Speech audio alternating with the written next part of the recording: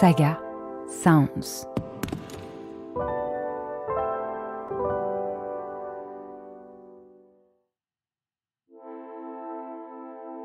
Il y a 50 ans, paraissait un rapport scientifique qui fit l'effet d'une bombe. Le rapport Meadows, publié en 1972 par des chercheurs du MIT, un célèbre institut de recherche américain, alertait sur les dangers que nous fait courir une croissance économique illimitée dans un monde aux ressources finies. Pourtant, depuis, nous n'avons pas changé de trajectoire. Pire, on a accéléré. Je m'appelle Audrey Boelly et je suis journaliste scientifique. Comme beaucoup, je m'inquiète pour l'avenir de mes 2 filles et des enfants de leur génération. Alors, j'ai voulu savoir où nous en étions aujourd'hui, 50 ans après la publication du rapport Meadows, et maintenant que nous sommes entrés dans l'ère de la surproduction et de la fast fashion. Dans ce podcast, je mènerai mon enquête en interrogeant des experts et des scientifiques pour tenter de répondre à ces questions vitales. S'est-on rapproché des limites planétaires ? Les a-t-on déjà dépassées ? Est-il possible d'envisager un avenir où l'activité humaine n'épuiserait pas les ressources de notre seule planète, dont nous et l'ensemble du monde vivant dépendons pour notre survie ? Dans l'épisode précédent de Dernière Limite, nous avons plongé dans les eaux troubles de la surpêche, où les pratiques industrielles déciment les populations de poissons, au risque de faire basculer tout un écosystème dont nous et les animaux marins sommes dépendants pour notre alimentation. Mais la pêche n'est pas la seule activité humaine qui affecte la mer. Il y en a une autre, plus méconnue, l'extraction de sable. Oui, vous avez bien entendu. Ce sable qui fait le bonheur des vacanciers l'été sur la plage est aussi convoité par l'industrie. C'est même la ressource naturelle la plus utilisée au monde après l'eau. On en consomme 40 à 50 milliards de tonnes par an, essentiellement pour alimenter le secteur du bâtiment, car le sable est l'un des principaux composants du béton. Alors pas étonnant qu'on en engloutisse des quantités astronomiques. Dans ma région, en Île-de-France, l'urbanisation galopante a par exemple déjà conduit à la disparition de 2/3 des surfaces cultivées en 40 ans et 2000 hectares supplémentaires sont perdus chaque année pour construire des entrepôts, des routes, des infrastructures ou des logements, alors qu'il existe de nombreuses friches et des logements vacants. Sans compter les grands projets comme les Jeux Olympiques 2024 ou le Grand Paris qui contribuent à la fièvre bâtisseuse. Plus on bétonne, plus on consomme de sable. Or, contrairement aux idées reçues, ce dernier n'est pas une ressource illimitée.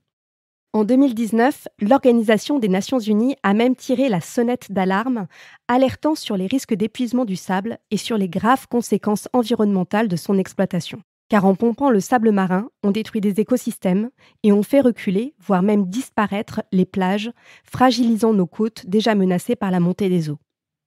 Les plages de sable existeront-elles encore en 2100 ? Et est-il possible d'améliorer l'accès aux logements et aux infrastructures tout en respectant notre environnement ? Pour en parler, j'ai le plaisir de recevoir Éric Chaumillon. Bonjour. Bonjour. Éric Chaumillon, vous êtes professeur spécialisé en géologie marine à l'Université de La Rochelle et chercheur au laboratoire Littoral, Environnement et Société. Vos recherches portent en particulier sur l'environnement des littoraux et des bancs de sable. Vous êtes également co-auteur des ouvrages Et la mer monte, chronique d'une vague annoncée, et La mer contre-attaque aux éditions Plume de Carotte. Éric Chaumillon, est-il vrai qu'on côtoie le sable pas seulement l'été sur la plage, mais aussi sans le savoir dans notre vie de tous les jours ? Ah oui, tout à fait. Le sable est un matériel qu'on utilise dans énormément d'activités.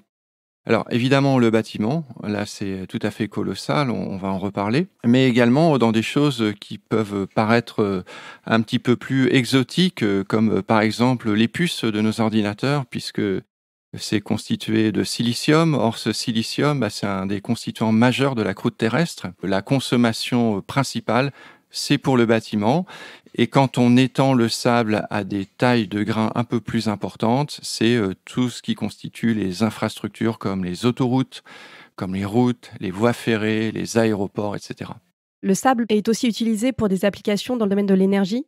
Dans le domaine de l'énergie, oui, en particulier pour les panneaux solaires, tout simplement, qui sont aussi constitués en grande partie de silicium, parce que c'est un matériel qui est très durable et qui permet d'avoir ces qualités de transformation de l'énergie lumineuse en énergie électrique. Et on s'en sert aussi pour amender les terres agricoles. Alors là, par contre, il ne s'agit plus du tout du sable siliceux, qui est le sable dominant sur la planète Terre, mais du sable calcaire. Sur la planète Terre, en fait, il y a 2 compositions de sable extrêmement dominants.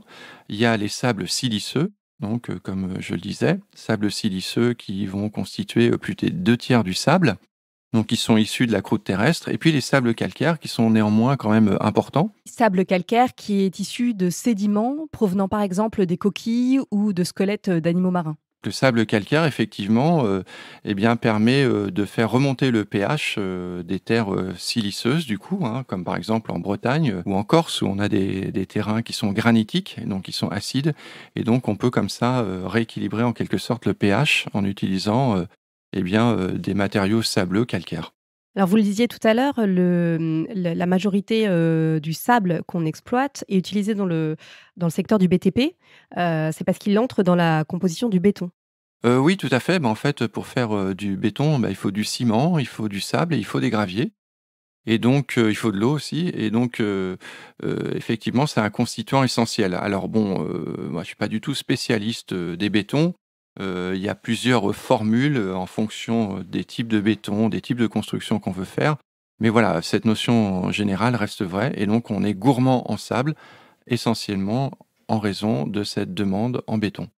Alors le béton est devenu, le matériau de construction, prédominant.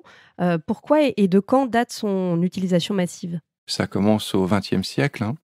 Donc là, effectivement, on assiste, à une croissance, absolument exponentielle des constructions en béton et ça se poursuit maintenant au XXIe siècle. C'est-à-dire que, on parlait, donc, de ces chiffres proprement astronomiques de 40 à 50 milliards de tonnes de granulats consommés, par an. Eh bien, il faut savoir qu'au début du XXe siècle, on était, de l'ordre de 1 milliard de tonnes. Et alors pour donner une idée de la quantité de sable ou de granulats en fait qu'on utilise quand on coule du béton, il faut 3 000 tonnes de sable pour construire un hôpital, 30 000 tonnes pour 1 kilomètre d'autoroute et 12 millions de tonnes pour une centrale nucléaire, bien sûr approximativement. Et la population mondiale a quasiment triplé depuis 60 ans. On a donc besoin de toujours plus de logements et d'infrastructures. À quel point, vous en avez un petit peu parlé, à quel point la consommation de béton et de sable a-t-elle augmenté pendant les dernières décennies particulièrement? Alors, sur les dernières décennies, là, c'est des décennies donc que j'ai vécues et je peux en parler, aisément. En fait, il y a un marqueur, que j'ai trouvé absolument, spectaculaire. Donc en 2013, on estimait la consommation à environ 15 milliards de tonnes. Eh bien, pour le rapport de l'ONU quelques années plus tard, c'est-à-dire en 2019, la consommation était passée entre 40 à 50 milliards. Or, pendant le même temps, eh bien, finalement, la population mondiale, bien sûr, avait augmenté. La consommation de sable a été multipliée par 3,3 en 6 ans, alors que la population mondiale, pendant le même temps, a été multipliée seulement par 1,1. Donc on voit que cette boulimie de sable, elle ne s'explique pas uniquement par la croissance de la population, elle s'explique aussi par des besoins en termes de construction voilà, qui sont décuplés. Et ça fait, du coup, du sable la deuxième ressource la plus utilisée au monde après l'eau. Tout à fait, oui, tout à fait. Donc, ça pose évidemment la question des ressources et du caractère durable de cette exploitation. On a l'impression, en fait, que le sable, c'est une ressource, infinie, en fait, qu'on n'en manquera jamais. Est-ce que c'est vraiment le cas? Alors la quantité de sable sur Terre, évidemment, très, très importante. On peut même, s'amuser à estimer le nombre de grains de sable sur la planète Terre et on arrive, à des chiffres astronomiques. Alors là, c'est vraiment le cas de le dire puisque on est dans des ordres de grandeur qui sont proches, du nombre d'étoiles dans l'univers. Mais en fait, c'est quand on a dit ça, on n'a pas dit grand-chose parce que la plupart, de ces grains de sable, ils sont inexploitables. Soit parce que les ressources sont inaccessibles au fond de l'océan, par exemple, soit parce que leurs propriétés physiques ne le permettent pas, comme le sable du désert, mais on en parlera tout à l'heure. Alors ce que je voudrais dire aussi, c'est que ces 40 à 50 milliards de tonnes qu'on consomme aujourd'hui, c'est vraiment, impossible de s'imaginer à quoi ça correspond. C'est-à-dire qu'aujourd'hui, on consomme en termes de granulats plus que 2 fois plus que ce qu'exportent l'ensemble des fleuves du monde dans les océans. C'est-à-dire que l'homme, par cette activité extractive, est devenu un forçage, comme on dit, un paramètre qui est plus important que la nature. Et donc là, c'est vraiment une illustration de ce qu'on appelle l'anthropocène, c'est-à-dire cette période pendant laquelle l'homme est devenu un paramètre géologique qui façonne la surface de la Terre. Vous avez dit tout à l'heure qu'on avait une consommation exponentielle de sable, dans les dernières décennies. À quoi on peut s'attendre, pour les décennies à venir? Ce qui est prévu là pour, la prochaine décennie, pour 2030, ce qui est prévu, c'est, d'augmenter jusqu'à 60 milliards de tonnes. Donc, on voit qu'on a une pente, une accélération de ce phénomène qui est beaucoup plus importante que l'augmentation de la population mondiale. Et donc, c'est effectivement, inquiétant puisque, 60 milliards, alors cette fois-ci, c'est plus que 3 fois plus que, ce que produit la nature en termes de sédiments. Il ne faut pas oublier que pour produire des grains de sable, il faut des dizaines de milliers d'années, voire, des centaines de milliers d'années. C'est un phénomène qui est très, très long et donc, là, ce qui se passe, c'est que, voilà, on va dire en une centaine d'années, ces milliards de tonnes, qui sont extraits et qui sont consommés, c'est beaucoup plus que ce que produit la nature. On peut aussi se demander quelle quantité de sable, on consomme finalement, chacun, sans le savoir tous les jours ou tous les ans. Si on ramène ça, par habitant, et par jour, ça fait, 18 kilogrammes. Donc 18 kilogrammes de sable et de Ah granulats, oui, c'est énorme. sont consommés chaque jour par, chaque habitant de notre planète. Si on regarde un peu chez nous, en France, l'équivalent d'un département disparaît sous le béton tous les 10 ans pour étendre les villes et les zones d'activité. Heu, Où est-ce qu'on va chercher en France le sable dont on a besoin pour la construction? Alors la consommation de sable et de granulats en France, en fait, elle se répartit, selon, 3 grandes catégories. Première catégorie, c'est ce qu'on appelle les roches massives, c'est-à-dire qu'on fait des carrières avec des roches, donc massives, c'est-à-dire, tout à fait cohérentes et dures et là, il faut donc les fragmenter en morceaux, de taille, désirable. Donc, des graviers, ou du sable. L'autre grande quantité, bien, c'est ce qu'on appelle, le sable alluvionnaire. Donc là, c'est du sable qui est accumulé par, les fleuves et les rivières, à la fois à l'endroit où coule la rivière, c'est-à-dire le lit mineur, mais aussi dans l'endroit où a coulé la rivière dans le passé et c'est ce qu'on appelle les terrasses des fleuves et des rivières. Et puis, bien la dernière, catégorie, bien c'est le sable marin, qui en France occupe une proportion, relativement, limitée par rapport aux autres consommations et qui en fait, au final, est un sable qui, comme le sable des rivières, provient de la dégradation des continents et qui même parfois est de l'ancien sable rivière parce qu'en fait avec les variations du niveau de la mer, eh bien, il se trouve que des rivières, sont aujourd'hui d'anciennes rivières sont aujourd'hui sous la mer et donc c'est ces secteurs-là qu'on va exploiter principalement. En Île-de-France, à cause des chantiers du Grand Paris et des Jeux olympiques, il va falloir étendre, des mines ou en ouvrir de nouvelles, dans les régions avoisinantes pour construire.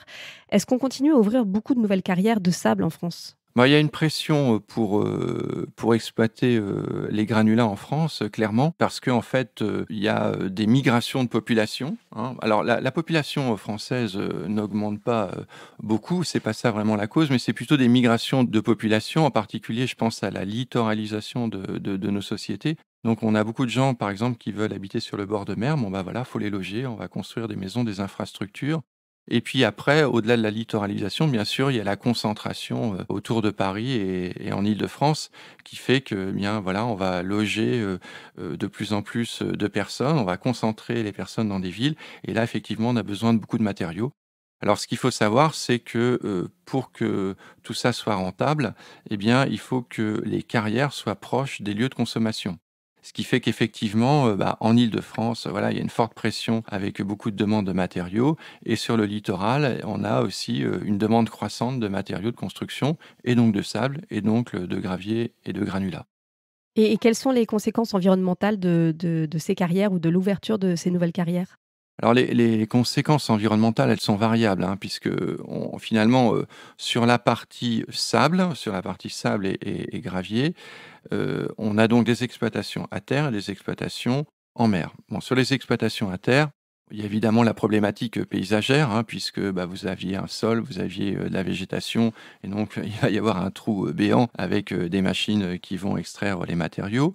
Alors en mer, les impacts sont différents. Je pourrais dire qu'on peut les diviser en 3. Il y a l'impact sur la dynamique sédimentaire, c'est-à-dire qu'à partir du moment où, on exploite un stock sédimentaire, c'est potentiellement des sédiments qui ne vont pas aller ailleurs et en particulier sur les côtes, sur les littoraux.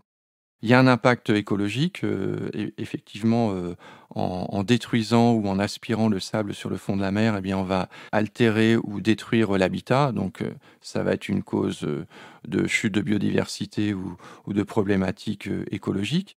Et puis, il y a aussi la problématique, des autres usages en mer, hein. C'est-à-dire que, ça peut générer des conflits d'usage à partir du moment, il y a une exploitation en mer, eh bien, de sable. Ça peut, poser des problèmes par rapport à d'autres exploitations comme la pêche en particulier, hein. C'est souvent une situation qu'on rencontre. Vous parlez de conflits d'usage avec la pêche. C'est par exemple ce qu'ont dénoncé des pêcheurs sur la côte française, dans la baie de Lannion, où devait s'implanter une entreprise pour exploiter le sable au large. Et leur activité de pêche était directement menacée par la disparition d'une dune de sable sous-marine. Ces dunes, elles servent d'abri et de nurserie aux poissons? Donc effectivement, ce sont des habitats privilégiés, en particulier les sédiments grossiers sont des habitats, privilégiés pour les formes juvéniles de poissons ou même pour les poissons plats, voilà, il ne faut pas imaginer que le fond de la mer, sableux, c'est quelque chose, qui est complètement stérile, bien au contraire.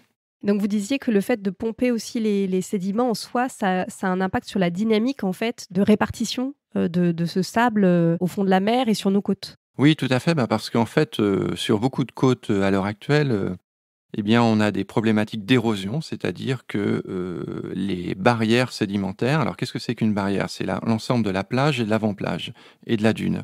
Donc en fait, ça fait un bourrelet et comme, beaucoup de gens ont pu l'expérimenter, quand on va à la plage, on est obligé de monter la dune et passer de l'autre côté pour aller à la mer et donc ce relief, en fait, il est, très intéressant parce qu'il permet de faire, un effet de protection par rapport à la mer. Un petit peu comme un pare-choc, si vous voulez, par rapport aux attaques de la mer, par rapport à l'érosion, par rapport aux submersions. Or, ce qui se passe aujourd'hui, c'est que cette barrière, on constate que dans beaucoup d'endroits du monde, elle est en érosion. Donc on manque de sédiments dans la zone littorale. Or, ce que l'on sait aussi, on sait qu'il y a des échanges entre la plage et la plage sous-marine. Si on exploite du sable trop près de la plage, donc dans la plage sous-marine, eh bien potentiellement on va arracher du sable qui pourrait recharger naturellement la plage. Donc ça, c'est évidemment à proscrire. Hélas, il y a plein d'endroits dans le monde où ça se fait, hein. Alors quels sont les pays qui sont les plus consommateurs de sable? C'est clairement, la Chine, hein, qui est le premier parce que sur 40 à 50 milliards de tonnes, on a des valeurs, qui s'approchent de 20 milliards de tonnes, donc quasiment la moitié de la consommation, globale et le 2e pays, c'est l'Inde. Oui, ce sont des pays où la construction est galopante et où on consomme, beaucoup de sable pour fabriquer du béton. Alors pour ce qui est des sables marins, la situation est différente. On est plutôt sur des pays de petite dimension avec, des traits de côte importants. Donc parmi ceux qui ressortent, eh bien, il y a le Japon, il y a le Royaume-Uni, les Pays-Bas, voilà, on est sur, d'autres lieux géographiques. Alors il y a une dizaine d'années, on a beaucoup entendu parler de projets titanesques dont l'objectif était d'étendre la surface de certaines villes sur la mer. Par exemple à Dubaï, avec 2 projets comme Palm Island ou World, qui visaient à créer un planisphère géant composé d'îles artificielles et qui a consommé plus de 400 millions de tonnes de sable avant d'être abandonné. On n'imagine pas, mais en fait, la création de surfaces terrestres en mer est la deuxième utilisation la plus consommatrice de sable après la construction. Ça, c'est, quelque chose qui est peut-être, moins connu. Ça porte un nom, ça s'appelle la poldérisation, c'est-à-dire, l'action de gagner de la terre sur la mer et donc on va poldériser. Alors on poldérise effectivement à Dubaï, mais aussi dans plein d'autres endroits, en particulier en Asie, en Chine, en Inde, et donc cette polymérisation, effectivement, elle joue un rôle très important dans la consommation des granulats. Donc qu'est-ce qu'on va faire, tout simplement? Eh bien, on va, rejeter des matériaux, dans la mer, hein, des matériaux de différentes tailles de grains et à force de rejeter ces matériaux, on va constituer des espèces de terrasses, sur lesquelles, ensuite, eh bien, on va, gagner, sur la mer. Donc pour revenir à l'exemple de Dubaï, le sable utilisé était du sable marin et pas du sable, du désert. Pourtant, Dubaï est une ville en plein milieu du désert. Qu'est-ce qui fait que, on va pas exploiter cette ressource-là? Pour faire du béton, il faut des grains de différentes tailles. Donc, il faut pas que du sable, il faut du sable, des graviers, il faut différentes tailles de grains. Il faut des grains qui sont, anguleux et il se trouve que, les grains de sable du désert sont ce qu'on appelle des grains éoliens, c'est-à-dire qu'ils ont été transportés par le vent et donc étant transportés par le vent, ils vont s'entrechoquer et ces chocs successifs, enfin qui durent depuis, des millénaires, vont aboutir à une forme extrêmement arrondie du grain de sable et qui fait que, donc les propriétés pour l'usage du béton sont beaucoup moins intéressantes. Il y a aussi la ville de Singapour qui a consommé de gigantesques quantités de sable marin pour s'agrandir de 20% sur la mer. Et ce sable a été importé d'Indonésie, ce qui aurait provoqué la disparition de 24 îles. Ça paraît incroyable. Comment l'extraction de sable peut-elle faire disparaître des îles entières? Alors comment c'est possible? Tout simplement, parce que, effectivement, en particulier dans l'archipel indonésien, vous avez tout un tas, une myriade de petites îles, certaines rocheuses, mais certaines sédimentaires. Donc ça fait beaucoup de ressources de sédiments et donc effectivement, ces ressources, elles ont été, vendues, hein, voilà. Elles ont été vendues, à la ville-État de Singapour, qui était à proximité. Est-ce que tout ça, ça a été réglementé? Visiblement, c'est pas si net que ça puisque les sociétés certaines sociétés d'extraction en tous les cas, bon voilà, semblent ne pas avoir d'adresse ou, ont été, on a vainement recherché, la traçabilité du matériau, mais on n'a jamais réussi. Donc visiblement, il y a quand même, une opacité dans tout ça. Oui, on parle d'une mafia du sable qui se développe à mesure que la consommation de sable augmente et que la ressource diminue. Ah bah oui, tout à fait, puisque en fait, on a un besoin très fort. On a, comme je le disais, une ressource gratuite. Donc celui qui est capable, finalement de s'accaparer cette ressource et de la vendre, va faire, beaucoup de revenus. Et alors évidemment, il y a des pays où tout ça, c'est réglementé, mais il y a des pays où ça ne l'est pas, où peut-être qu'il y a une réglementation, mais elle n'est pas suivie. Et en particulier, moi, j'ai eu l'occasion de travailler, sur, ce sujet, sur les côtes indiennes et j'ai, appris à travers, bien des enquêteurs, en particulier dans les médias, hein, des journalistes, que, il y avait eu des menaces, régulières, voire même des accidents de voitures assez douteux sur, voilà, des personnes qui enquêtaient, sur ces exploitations illicites. Donc il y a effectivement, une problématique, mafieuse autour de ces exploitations, en Inde en particulier, mais pas que. Oui, quels sont les pays qui sont les plus touchés par ces vols de sable ou même vols de plage? Alors les pays qui sont touchés, c'est, bon, on a parlé de l'Indonésie, on a beaucoup aussi d'exploitations sauvages en Afrique de l'Ouest, équatoriale, mais aussi, en Afrique de l'Ouest, au niveau du Maghreb, au Maroc en particulier, en Afrique de l'Est. Il y a pas mal d'études qui ont été faites et qui montrent qu'effectivement, eh bien, les habitants ou des sociétés, voilà, locales, eh bien, vont, puiser le sable directement sur la plage et ce qui est évidemment, désastreux puisque, je le disais tout à l'heure, en fait, la plage, la dune et l'avant-plage, c'est vraiment, la meilleure solution pour se défendre contre les attaques de la mer et en particulier contre une menace, je dirais, nouvelle, à l'échelle de l'humanité, qui est l'élévation du niveau des mers, hein, puisque, aujourd'hui, il est clairement mesuré que la mer monte de quelques millimètres par an. Avec le réchauffement climatique, cette élévation doit être encore plus importante. On parle de centimètres par an et donc à ce moment-là, eh bien, il va s'ensuivre une érosion généralisée des côtes et ce qu'il faudrait absolument, c'est préserver ces côtes pour qu'elles puissent s'adapter, se reformer quand bien même la mer monte. Et pour ça, il faut du sable, il faut des graviers. Et donc, voilà, l'exploitation directement sur la plage, trop proche de la plage, me semble absolument à proscrire. Et du coup, est-ce qu'on observe déjà ce phénomène aussi en France de retrait des plages? Ah oui, en France, il n'y a pas d'exception, hein, par rapport à la situation globale. On a effectivement beaucoup de côtes en érosion. C'est plus d'un tiers des côtes françaises qui sont concernées. Effectivement, c'est un phénomène qui, s'inscrit dans la durée et puis qui, va, alors on ne peut pas dire que partout on puisse mettre en évidence une accélération, mais, cette accélération, elle va avoir lieu, je le disais, en raison d'élévation du niveau des mers. Donc il y a vraiment une problématique, cruciale en France et dans beaucoup de pays d'érosion de la côte et de stabilité de ces barrières par rapport aux problématiques de submersion. Parce qu'en fait, bon, il y a 2 choses, hein. Il y a évidemment, la mer qui monte, mais comme je l'ai dit, c'est quelques millimètres par an, voire, centimètres par an, dans un avenir, si on contrôle pas, l'élévation de température. Mais il y a aussi des élévations brutales qui se surajoutent à ça et ces élévations brutales, qu'est-ce que c'est? C'est lié aux tempêtes, hein. On peut avoir des élévations pendant une tempête qui peuvent être de 1 mètre, 2 mètres, 3 mètres, 5 mètres, 6 mètres, dans certains cas plus de 8 mètres. Donc c'est considérable et ces mètres d'eau supplémentaires vont surajouter au niveau global. Donc là, on a vraiment des problématiques sur les défenses de côtes naturelles et sur l'intérêt d'avoir du sable en quantité sur nos plages, une problématique qui est vraiment essentielle. Il est important de noter que ce sont les 3/4 des grandes métropoles et la moitié de la population mondiale qui sont actuellement situées sur le littoral. Alors pour éviter l'érosion des plages, afin de protéger la côte, mais aussi pour des raisons touristiques, certaines villes rechargent leurs plages en allant chercher du sable sur d'autres plages ou en mer. Non seulement ça coûte cher, mais ce sable ajouté disparaît souvent à nouveau au bout d'1 ou 2 ans. Est-ce que ce n'est pas complètement vain? Bon, la première des solutions, c'est, la digue. Ça, tout le monde connaît, on en a vu un petit peu partout, mais la digue pose des problèmes, c'est très cher, ça doit s'entretenir et puis surtout, ce mur qui est constitué par la digue, il fait se réfléchir les vagues et donc si plage ou reste de plage il y avait, elle va complètement disparaître. Donc d'un point de vue touristique, c'est catastrophique, mais pas que, aussi d'un point de vue écologique, hein, je le dis souvent, sur les plages, il y a plein d'êtres vivants, hein, ça sert de reposoir pour les oiseaux, il y a toute une faune dans le sable, et cetera. Alors une autre solution, c'est de se dire, on va mimer la nature et on va reconstituer les plages et ça correspond effectivement à cette solution dite, rechargement, de plage. Alors c'est une solution qui peut paraître comme ça extrêmement séduisante parce qu'on se dit, «Ah bah, c'est super, il y avait plus de plage, on va reconstituer la plage, on va reconstituer l'écosystème». Mais sauf qu'il faut bien se dire que ce sable, il vient de quelque part.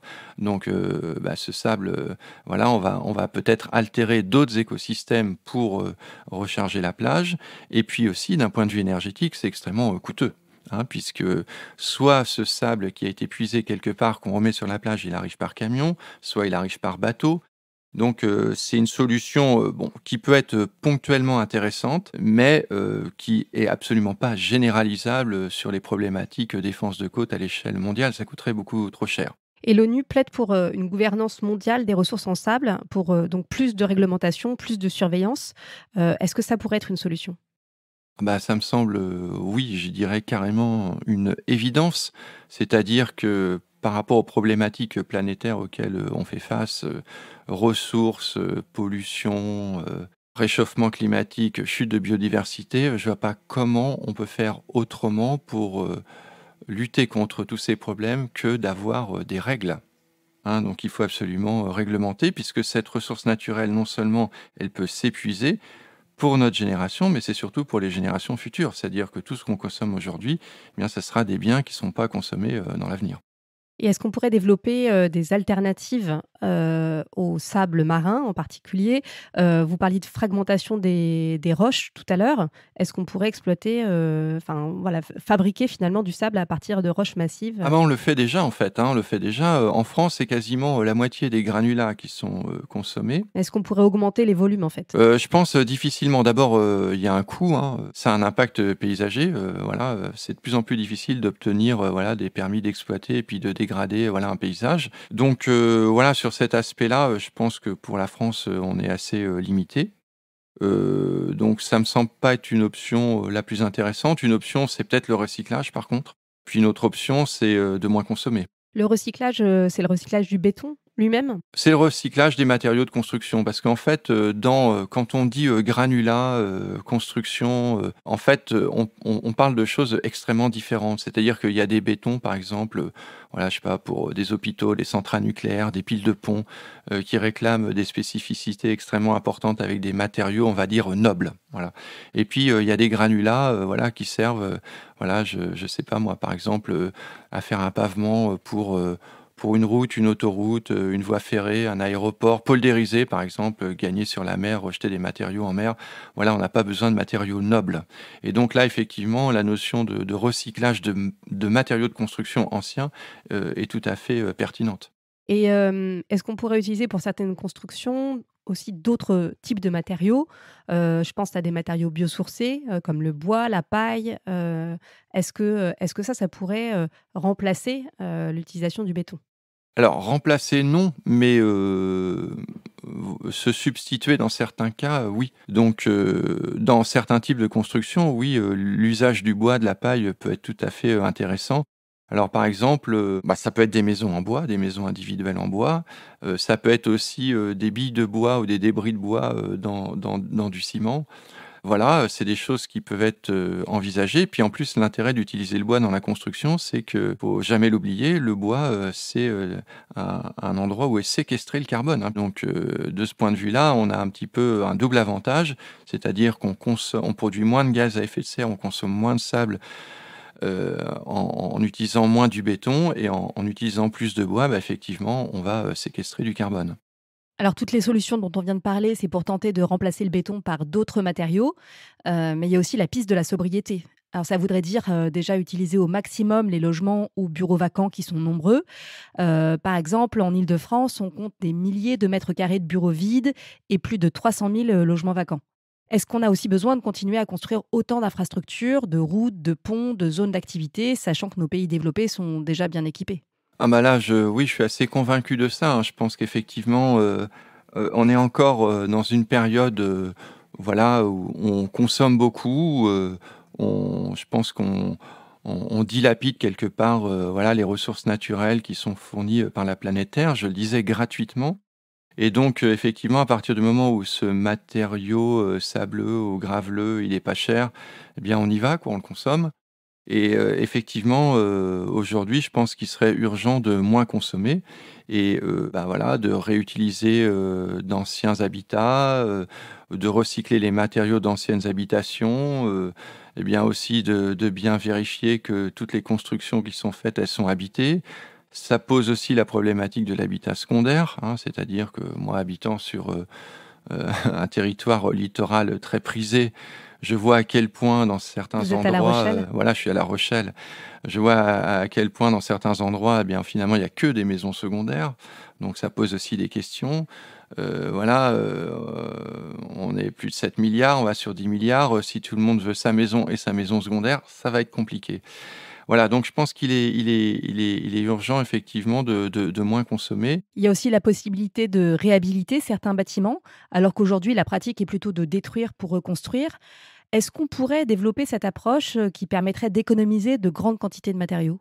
Eh bien, si vous achetez une maison, qui est presque en ruine ou qui est très abîmée, et que vous faites appel, voilà, à des constructeurs, architectes ou autres, ils vont certainement vous dire que c'est beaucoup moins cher de tout détruire et de reconstruire une maison beaucoup plus propre aux normes, et cetera, et cetera. Donc là, bah, il faut un accompagnement, hein, ça c'est clair qu'il y a la démarche personnelle, il y a la prise de conscience personnelle, mais il y a aussi, bah, les règles, les incitations financières, et finalement de la politique derrière, hein, pour accompagner tout ça. Donc si je comprends bien, on a vraiment les moyens de réduire notre consommation de matériaux de construction et donc de sable s'il y a une vraie volonté politique. Avec un autre bénéfice important d'ailleurs qui est la réduction de l'artificialisation des sols, notamment des terres agricoles. Oui, bah, ça c'est sûr que alors c'est inscrit, à l'agenda national, hein, d'arrêter d'artificialiser les sols. Il y a une prise de conscience quand même, en France en particulier, puisque, bon voilà, faut revenir à des choses assez basiques, hein. Quelle que soit la technologie, quels que soient nos progrès technologiques, malgré tout et à la fin du fin, il faudra quand même manger et donc il faut des surfaces agricoles en bonne santé et en termes, voilà, de construction, je pense qu'effectivement on peut se limiter, on peut limiter, les nouvelles constructions. Ça, je pense que c'est possible, oui. Merci beaucoup Éric Chemillon d'avoir répondu à mes questions. Pour aller plus loin, je conseille le visionnage de l'excellent documentaire de Denis Delestrac, produit par Arte et intitulé Le Sable, enquête sur une disparition, dans lequel Éric Chemillon est d'ailleurs interviewé. Que ce soit au travers de la production agricole, de la pêche ou de l'extraction de sable, il est clair que nous impactons de façon importante la biodiversité. La 6e extinction de masse aurait même commencé. Que cela veut-il dire concrètement ? Pourquoi doit-on se sentir concerné ? Quel impact cela a-t-il sur nos activités humaines et comment faire pour stopper cet effondrement du vivant ? Pour en savoir plus, je vous donne rendez-vous au prochain épisode de Dernière Limite.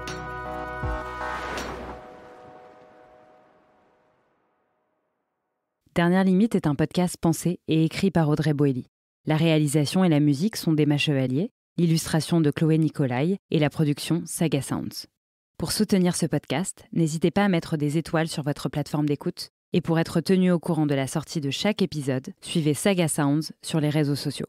Et retrouvez-nous tous les mercredis pour un nouvel épisode de Dernière Limite.